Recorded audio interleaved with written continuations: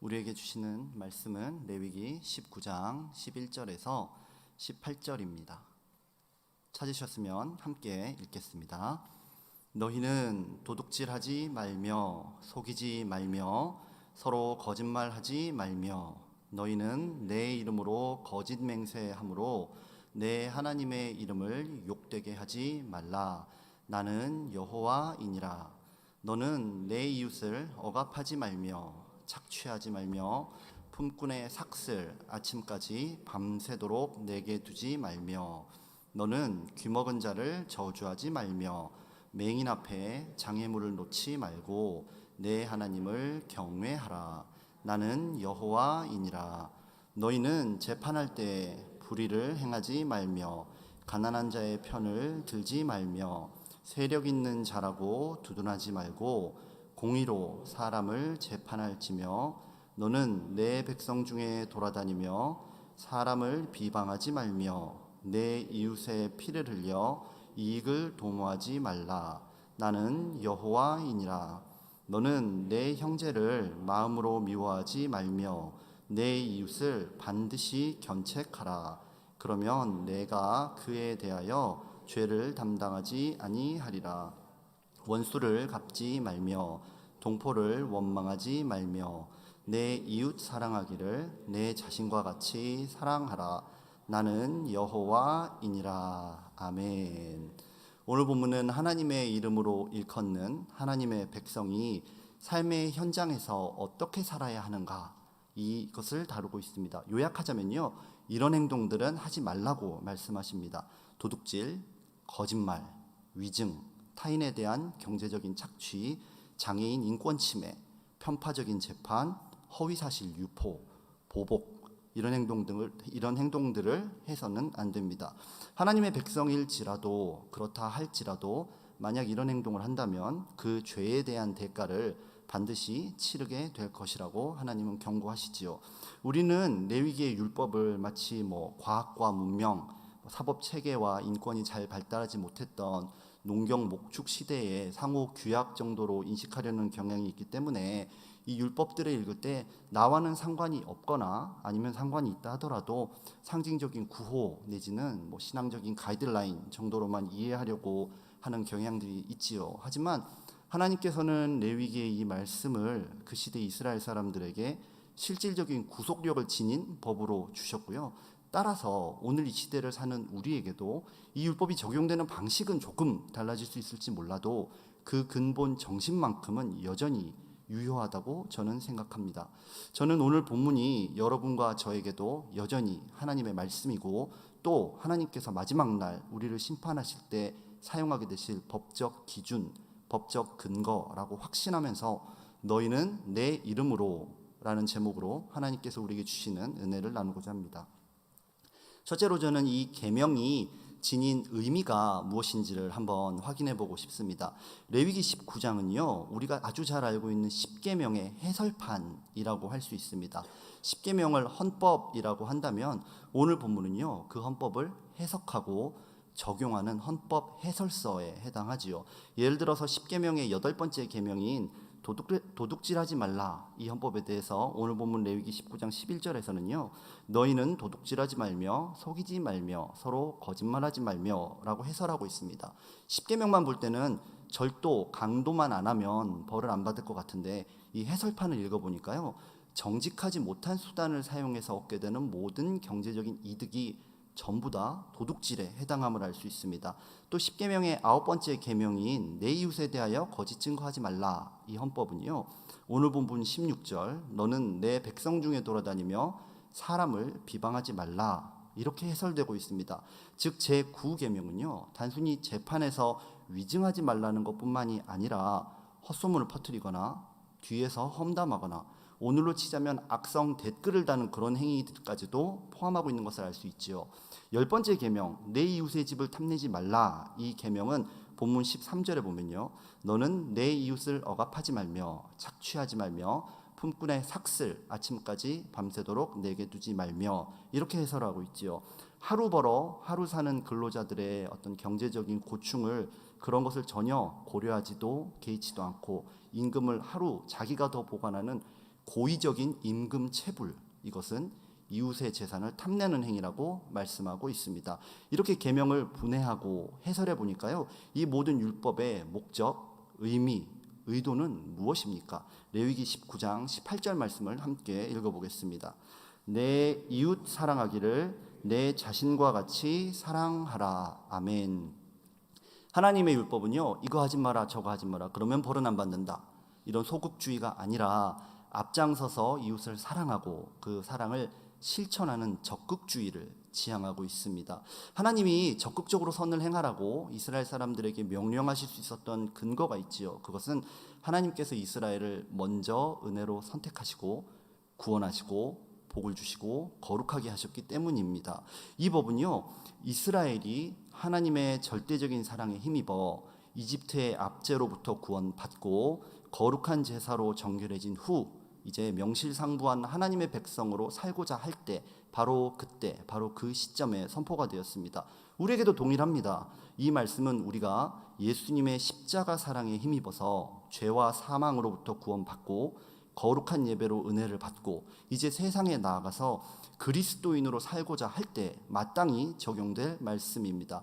우리가 예수님을 구세주로 영접해서 구원의 자격을 얻었다면 이제 적극적인 사랑의 행함으로 하나님께 속한 백성됨을 반드시 확인해야 할 것입니다. 둘째로 저는 계명의 실천 문제를 한번 생각해 보고 싶습니다. 우리가 정말 이렇게 사는 게 가능한가? 그것을 한번 질문해 보자는 것이죠. 오늘 말씀을 종교 서적의 한 페이지나 아니면 자기계발서의 가르침, 아니면 단순하게 착하게 살자 이런 식상한 구호가 아니라 정말 하나님의 말씀으로 믿고 받아들이고 실행하려고 한다면 이게 정말 가능한 일인지 한번 논의해 보자는 것입니다.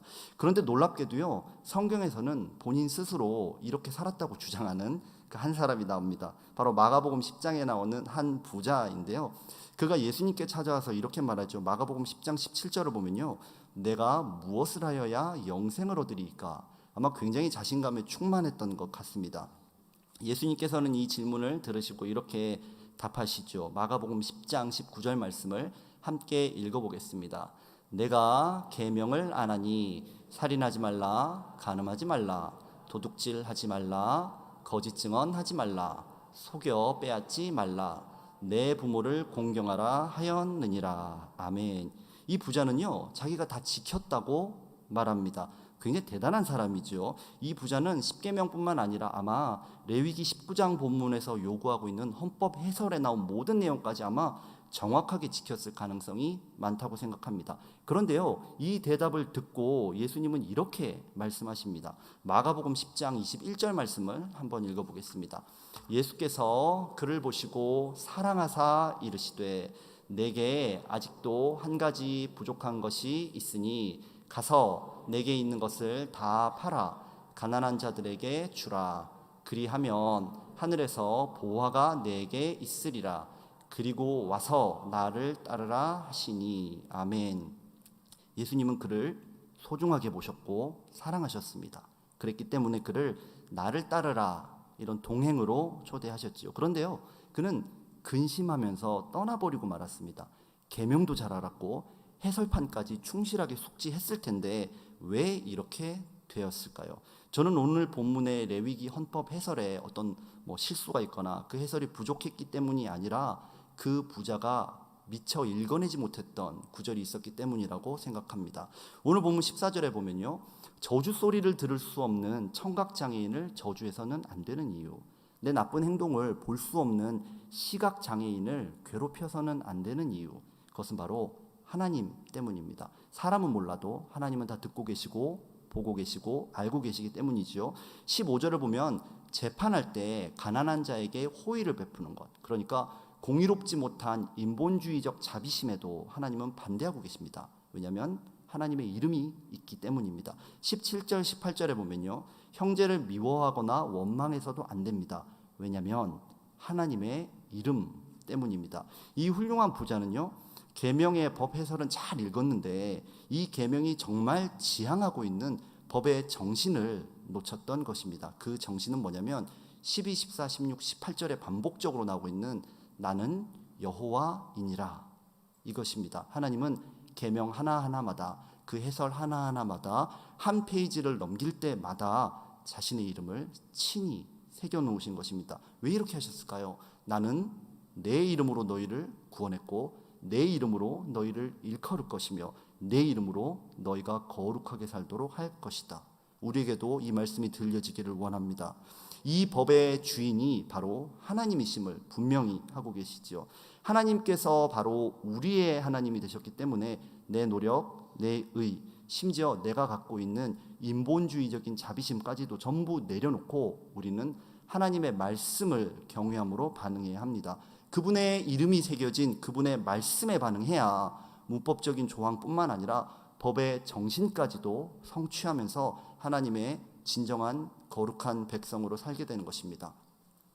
부자가 근심하면서 돌아간 후에 예수님께서 이렇게 말씀하셨지요. 마가복음 10장 27절 말씀을 한번 읽어보겠습니다.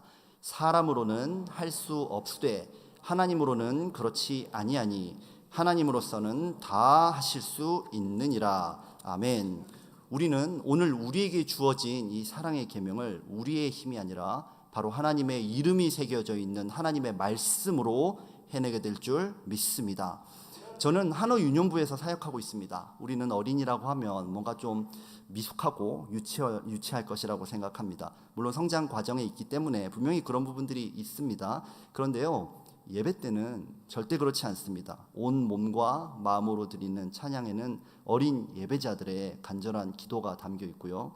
또 그 아이들이 하나님의 말씀을 듣고자 할 때 저는 그 아이들의 눈빛에서 하나님의 불을 발견하곤 합니다. 우리의 다음 세대를 예배자로 세워가시는 하나님을 찬양합니다. 그리고 우리 교회가 이 귀한 일에 쓰임받음이 얼마나 감사한지 모르겠습니다. 지난 주일 저는 주일 예배를 정말 은혜 가운데 잘 드렸고 사역을 잘 마무리하고 좀 늦은 시간에 대형 가구 체인을 방문했습니다. 한어유년부 사무실을 불쑥불쑥 찾아오는 우리 예배자들을 위해서 가구와 몇 가지 물품을 사야 했기 때문입니다. 평일날 가면 좋았겠지만 도무지 시간이 나지 않아서 주일 오후에 약간은 지친 몸을 이끌고 갔었습니다. 제가 카트를 미는 건지 제가 카트에 실려가는 건지 알 수 없는 그런 상태로 이것저것 물건을 담고 또 이제 그 물건을 밤늦은 시간에 교회에다 또 다 옮겨놓고 교회 문 닫고 밤늦게 집에 도착했습니다. 몸이 많이 녹초가 되어 있었어요. 그렇지만 또 이제 앉아서 영수증을 막 정리를 하는데 직원이 계산 과정에서 몇 개 물건을 빼놓고 계산했다는 것을 알게 되었습니다. 그러니까 이제 돈을 안 낸 거죠. 쉽게 얘기하면 제가 돈을 안 낸 거죠. 이미 가구점 문은 닫은 상태였고 제 몸은 녹초가 되어 있었기 때문에 굉장한 짜증이 밀려왔습니다. 이거 계산 잘못하고 내 잘못 아닌데 또 뭐 가구점을 찾아가 가지고 너희가 돈을 청구 안 했으니까 이제 내가 내로 왔노라 이렇게 말하는 것도 좀 웃기기도 하고 또 월요일 아침부터 바쁜 일이 쭉 밀려있고 주중에는 더 바쁘고 몸과 마음이 너무너무 지치는 거예요. 그런데 밤새도록 하나님의 말씀이 저를 붙잡고 놓아주지 않았습니다. 하나님의 말씀은 정직하지 않거나 일꾼의 삭슬 단 하루라도 내 주머니 안에 넣어놓고 있으면 그게 죄라고 말씀하지 않습니까? 게다가 지난 주일에 하나님 자녀인지 아닌지는 사랑으로 드러난다는 그 말씀이 아주 그냥 제 어깨를 잡고 막 이렇게 흔드는 그런 기분이었습니다. 그래서 월요일 날 아침 일찍 일어나서 이제 교회의 중요한 일들을 정리하고 바로 갔죠. 제 능력, 제 육체적인 상황, 제 마음으로는 할 수가 없었는데요. 제 마음 안에서, 제 생각 안에서 하나님의 말씀이 움직이니까 되더라는 것입니다. 거기 가서 다시 찾아가서 다시 줄을 서고 다시 기다리고 물건 사진 보여주면서 이 물건 너희가 계산 안 해줬어. 그러니까 나 내로 왔어. 직원이 굉장히 황당해했습니다. 그리고 나중에는 감동했습니다. 저도 감동했습니다. 제가 그리스도인답게 행동한 것도 굉장히 기특했어요. 그렇지만 사실은 하나님의 말씀이 제 안에서 일하는 것을 목격했기 때문에 더 감격했습니다. 여러분, 교회에서 예배를 잘 드리는 것 아주 중요합니다. 가장 중요하고 너무너무 중요한 일이지요. 그런데요, 이 예배는 교회에서 끝나지 않습니다. 교회에서의 예배가 끝나면 그때부터 여러분들의 가슴 안에서 하나님의 말씀이 살아 숨쉬는 삶의 예배가 시작되는 줄 믿습니다. 저는 이제 말씀을 맺고자 합니다.